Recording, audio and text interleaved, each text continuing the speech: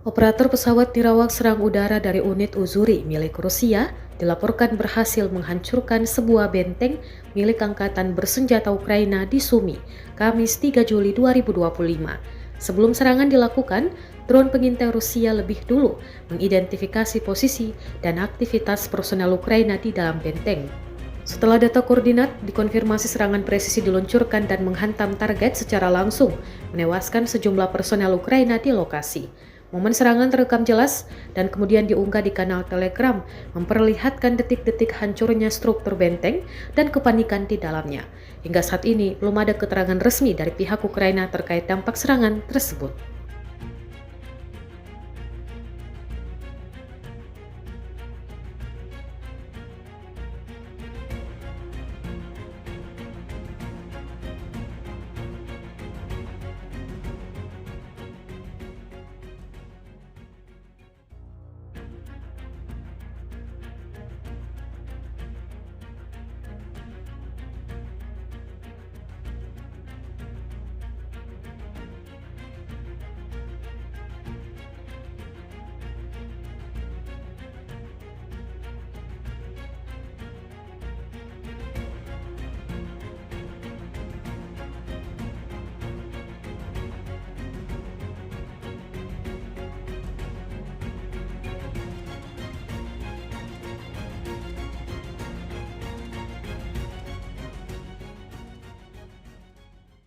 Download Tribun X sekarang, menghadirkan lokal menjadi Indonesia.